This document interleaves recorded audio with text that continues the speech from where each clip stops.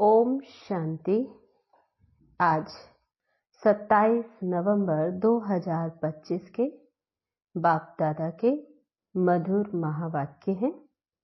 बाबा कहते, मीठे बच्चे, बाप जो पढ़ाते हैं उसे अच्छी रीति पढ़ो तो 21 जन्मों के लिए सोर्स ऑफ इनकम हो जाएगी, सदा सुखी बन जाएंगे।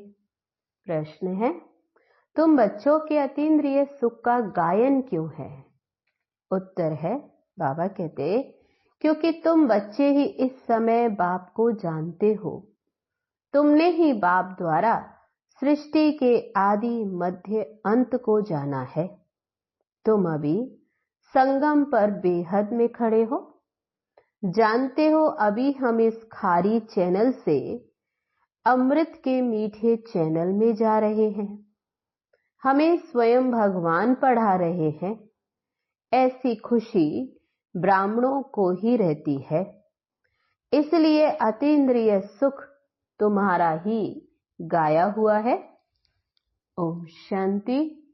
रूहानी बेहद का बाप रूहानी बेहद के बच्चों प्रति समझा रहे हैं, यानी अपनी मत दे रहे हैं।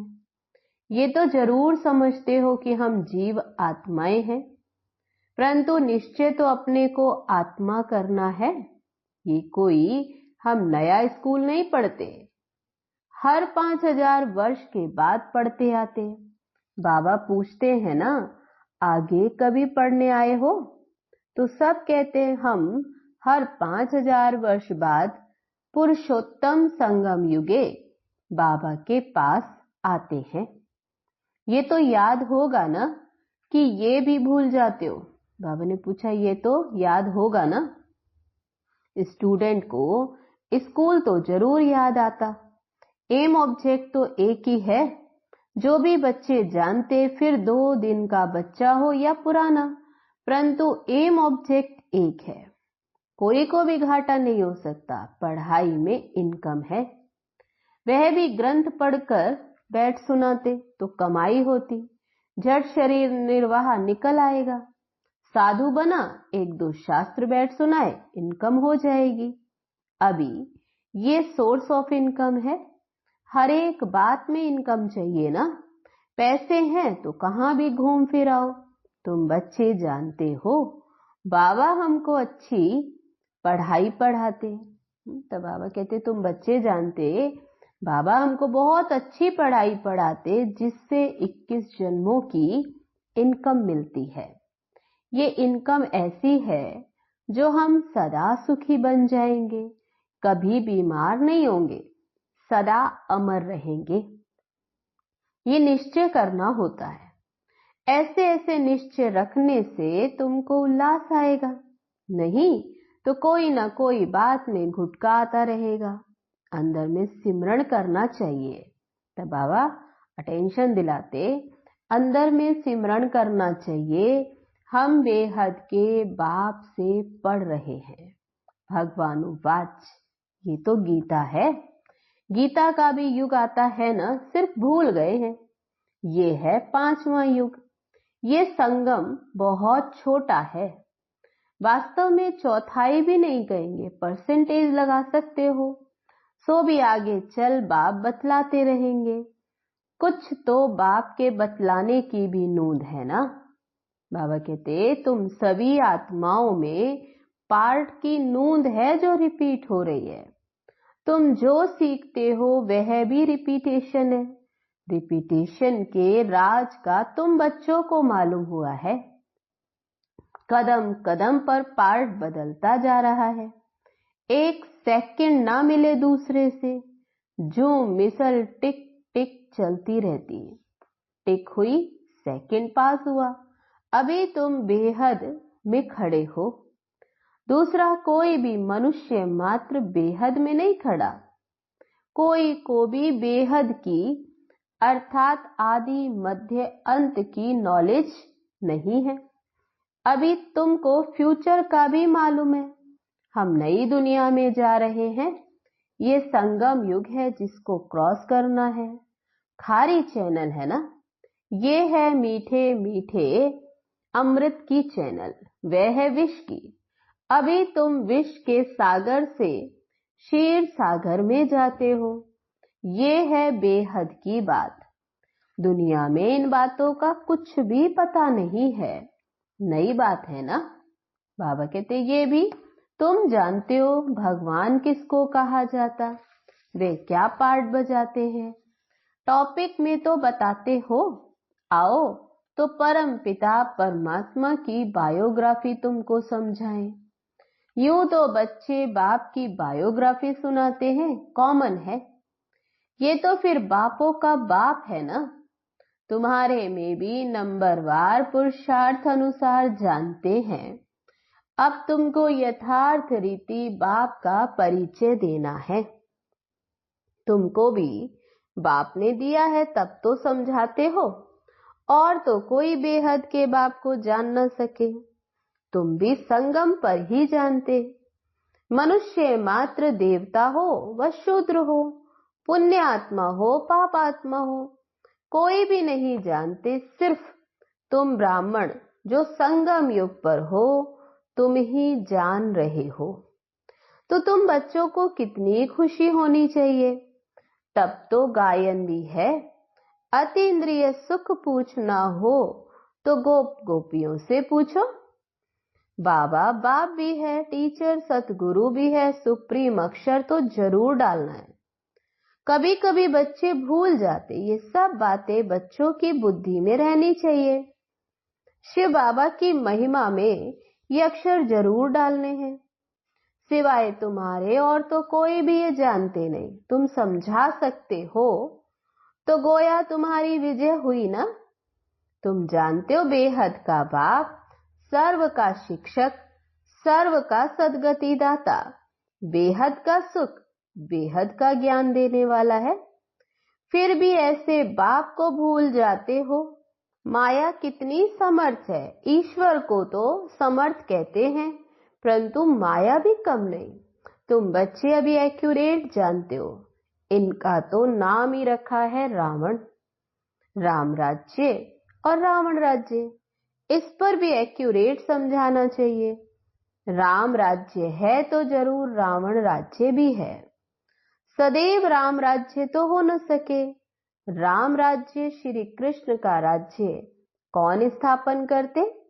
ये बेहद का बाप बैठ समझाते हैं। तुमको भारत खंड की बहुत महिमा करनी चाहिए। भारत सचखंड था, कितनी महिमा थी। बनाने वाला बाप ही है, तब ऐसा सचखंड, ऐसी दुनिया बनाने वाला बाप। तो बाबा कहते तुम्हारा बाप के साथ कितना लव। एम ऑब्जेक्ट बुद्धि में ये भी जानते हो। हम स्टूडेंट को अपनी पढ़ाई का नशा होना चाहिए, करेक्टर का भी ख्याल होना चाहिए। विवेक कहता है जबकि गॉडली पढ़ाई है तो उसमें एक दिन भी मिस नहीं करना चाहिए, और टीचर के आने बाद लेट भी नहीं पहुंचना चाहिए। तब बाबा कहते ना तो पढ़ाई मिस करनी है और ना टीचर के बाद यानी लेट आना है। तो बाबा कहते टीचर के बाद आना ये भी एक इंसल्ट है। स्कूल में भी पिछाड़ी में आते तो उनको टीचर बाहर में खड़ा कर देते। बाबा अपने छोटेपन का मिसाल बताते। तब ब्रह्मा बाबा अपना मिसाल बताते। हमारा टीचर तो बहुत सख्त था, अंदर आने भी नहीं देता था। यहाँ तो बहुत हैं जो देरी से आते। सर्विस करने वाला सपूत बच्चा जरूर बाप को प्यारा लगता है। अभी तुम समझते हो आदि सनातन देवी देवता धर्म तो ये था ना। इनका धर्म कब स्थापन हुआ जरा भी किसकी बुद्धि में नहीं। तुम्हारी बुद्धि से भी घड़ी घड़ी खिसक जाता है। अभी तुम देवी देवता बनने के लिए पुरुषार्थ कर रहे हो। बाबा पूछते तुमको कौन पढ़ा रहा है? खुद परमपिता परमात्मा। तुम समझते हो हमारा ये ब्राह्मण कुल है, डिनाइस्टी नहीं होती, ब्राह्मणों की राजधानी नहीं होती। ये है सर्वोत्तम ब्राह्मण कुल। बाप भी सर्वोत्तम है ना। ऊंचते ऊंच है तो जरूर उनकी आमदनी भी ऊंची होगी। उनको ही श्री श्री कहते। तुमको भी श्रेष्ठ बनाते हैं। तुम बच्चे ही जानते हो कि हमको श्रेष्ठ बनाने वाला कौन है और कुछ भी नहीं समझते। तुम कहेंगे हमारा बाप भी है, टीचर भी है और सतगुरु भी है, पढ़ा रहे हैं। हम आत्माएं हैं, हम आत्माओं को बाप ने स्मृति दिलाई है, तुम हमारी संतान हो। ब्रदरहुड है ना। बाप को याद भी करते, समझते हैं वे निराकारी बाप है, तो जरूर आत्मा को भी निराकार ही कहेंगे। आत्मा ही एक शरीर छोड़ दूसरा लेती है, फिर पार्ट बजाती है। मनुष्य फिर आत्मा के बदले अपने को शरीर समझ लेते, मैं आत्मा हूं ये भूल जाते। मैं कभी भूलता नहीं हूं। शिव बाबा कहते मैं तो शरीर लेता नहीं, इसलिए मैं कभी भूलता नहीं। तुम आत्माएं सभी हो सालीग्राम, मैं हूं परम पिता माना परम आत्मा। उनके ऊपर कोई दूसरा नाम नहीं, उस परम आत्मा का नाम है शिव।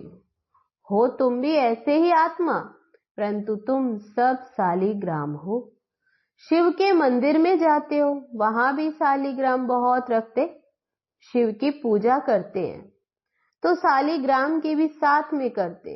तब बाबा ने समझाया था कि तुम्हारी आत्मा और शरीर दोनों की पूजा होती है। हमारी तो सिर्फ आत्मा की ही होती है, शरीर है नहीं। तुम कितना ऊंच बनते हो, बाबा को तो खुशी होती है ना। बाप गरीब होता है, बच्चे पढ़कर कितना चढ़ जाते, क्या से क्या बन जाते। बाप भी जानते तुम कितने ऊंच थे, अब कितने आर्फन बन गए हो, बाप को ही नहीं जानते। तुम अभी बाप के बने हो तो सारे विश्व के मालिक बन जाते हो। बाप कहते मुझे कहते ही हो हेवनली गॉड फादर, ये भी तुम जानते हो। अभी स्वर्ग की स्थापना हो रही है, वहां क्या क्या होगा ये सिवाय तुम्हारे और कोई की भी बुद्धि में नहीं है। तुम्हारी बुद्धि में है कि हम विश्व के मालिक थे, अब बन रहे हैं। प्रजा भी ऐसे कहेगी ना कि हम मालिक हैं। ये बातें तुम बच्चों की ही बुद्धि में है, तो खुशी रहनी चाहिए ना। बाबा कहते बातें सुनकर फिर दूसरों को भी सुनानी है, इसलिए सेंटर व म्यूजियम खोलते रहते। जो कल्प पहले हुआ था वही होता रहेगा। म्यूजियम सेंटर्स आदि के लिए तुमको बहुत ऑफर करेंगे, फिर बहुत निकल पड़ेंगे। सबकी हड्डियां नरम होती जाती, सारी दुनिया की अब तुम हड्डियां नरम करते जाते हो। बाबा कहते तुम्हारे योग में ताकत कितनी जबरदस्त है। बाप कहते तुम्हारे योग में ताकत बहुत है। भोजन तुम योग में रहकर बनाओ खिलाओ तो बुद्धि इस तरफ खिंचेगी। भक्ति मार्ग में तो गुरुओं का झूठा भी खाते। तुम बच्चे समझते हो भक्ति मार्ग का विस्तार तो बहुत है, उनका वर्णन नहीं कर सकते। ये बीज व झाड़, तो बाबा कहते ये ज्ञान है बीज, भक्ति है झाड़। बीज का वर्णन कर सकते हैं, बाकी कोई को बोलो पेड़ के पत्ते गिनती करो तो कर नहीं सकेंगे, अथाह पत्ते होते। बीज में तो पत्ते की निशानी दिखाई नहीं पड़ती है ना वंडर, इनको भी कुदरत कहेंगे। जीव जंतु कितने वंडरफुल, अनेक प्रकार के कीड़े हैं, कैसे पैदा होते, बहुत वंडरफुल ड्रामा है। इसको कहा ही जाता है नेचर। बाबा कहते ये भी बना बनाया खेल है। सतयुग में क्या क्या देखेंगे वह भी नई चीजें ही होंगी, एवरीथिंग न्यू होता है। मोर के लिए तो बाबा ने समझाया, उनको भारत का नेशनल बर्ड कहते हैं, क्योंकि श्री कृष्ण के मुकुट में मोर का पंख दिखाते। मोर और डेल खूबसूरत भी होते, गर्भ भी आंसू से होता। तब बाबा कहते वहां भी जो गर्भ होता वो आंसू से, इसलिए उसे नेशनल बर्ड कहते। ऐसे खूबसूरत पक्षी विलायत की तरफ भी होते। अभी तुम बच्चों को सारी सृष्टि के आदि मध्य अंत का राज समझाया है, जो और कोई नहीं जानते। बोलो हम आपको परम पिता परमात्मा की बायोग्राफी बताते हैं। रचता है तो जरूर उनकी रचना भी होगी। उनकी हिस्ट्री ज्योग्राफी हम जानते हैं।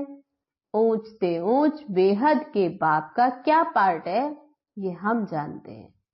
दुनिया तो कुछ भी नहीं जानती, ये बहुत छी दुनिया है। बाबा कहते इस समय खूबसूरती में भी मुसीबत।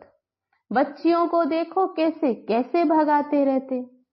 तुम बच्चों को इस विकारी दुनिया से तो नफरत आनी चाहिए। ये छी दुनिया है, छी शरीर है। हमको तो अब बाप को याद कर अपनी आत्मा को पवित्र बनाना है। हम सतो प्रधान थे, सुखी थे, अभी तमो प्रधान बने हैं तो दुखी हैं। फिर सतो प्रधान बनना है। तुम चाहते हो हम पतित से पावन बने। भल गाते भी हैं पतित पावन, परंतु नफरत कुछ भी नहीं आती। अभी तुम बच्चे समझते हो ये छी दुनिया है। नई दुनिया में हमको शरीर भी गुलगुल मिलेगा। अभी हम अमरपुरी के मालिक बन रहे हैं। बाबा कहते तुम बच्चों को सदैव खुश हर्षित मुख रहना चाहिए। तुम बहुत स्वीट चिल्ड्रन हो। बाबा 5000 वर्ष बाद उन्हीं बच्चों से आकर मिलते तो जरूर खुशी होगी ना। हम फिर से आए हैं बच्चों से मिलने। अच्छा, मीठे मीठे सिके लदे बच्चों प्रति माता पिता बाप दादा का याद प्यार और गुड मॉर्निंग। रूहानी बाप की रूहानी बच्चों को नमस्ते। हम रूहानी बच्चों की रूहानी बाप दादा को नमस्ते नमस्ते। ओम शांति। अब है धारणा के लिए मुख्य सार। हम गॉडली स्टूडेंट हैं, इसलिए पढ़ाई का नशा भी रहे तो अपने कैरेक्टर्स भी ध्यान रहे। बाबा कहते पढ़ाई का नशा भी रहे तो अपने कैरेक्टर्स पर भी ध्यान हो। एक दिन भी पढ़ाई मिस नहीं करनी। देर से क्लास में आकर टीचर की इंसल्ट नहीं करना है। दूसरी पॉइंट, इस विकारी छी दुनिया से नफरत रखनी है। बाप की याद से अपनी आत्मा को पवित्र सतो प्रधान बनाने का पुरुषार्थ करना है। सदैव खुश हर्षित मुख रहना है। वरदान है आज का, होपलेस में भी होप पैदा करने वाले सच्चे परोपकारी संतुष्ट मणि भव। त्रिकालदर्शी बन हर आत्मा की कमजोरी को परखते हुए उनकी कमजोरी को स्वयं में धारण करने या वर्णन करने के बजाय कमजोरी रूपी कांटे को कल्याणकारी स्वरूप से समाप्त कर देना, कांटे को फूल बना देना, स्वयं भी संतुष्ट मणि के समान संतुष्ट रहना और सर्व को संतुष्ट करना। जिसके प्रति सब निराशा दिखाएं, ऐसे व्यक्ति व ऐसी स्थिति में सदा के लिए आशा के दीपक जगाना, अर्थात दिल शिकस्त को शक्तिवान बना देना। ऐसा श्रेष्ठ कर्तव्य चलता रहे तो परोपकारी संतुष्ट मणि का वरदान प्राप्त हो जाएगा। स्लोगन है आज का, परीक्षा के समय प्रतिज्ञा याद आए तब प्रत्यक्षता होगी। अव्यक्त इशारा अशरीरी व विदेही स्थिति का अभ्यास बढ़ाने के लिए सारे दिन में बीच बीच में 1 सेकंड भी मिले तो बार बार ये विदेही बनने का अभ्यास करते रहो। 2-4 सेकंड भी निकालो, इससे बहुत मदद मिलेगी। नहीं तो सारा दिन बुद्धि चलती रहती तो विदेही बनने में टाइम लग जाता है, और अभ्यास होगा तो जब चाहे उसी समय विदेही हो जाएंगे, क्योंकि अंत में सब अचानक होना है। तो अचानक के पेपर में ये विदेहीपन का अभ्यास बहुत। ओम शांति।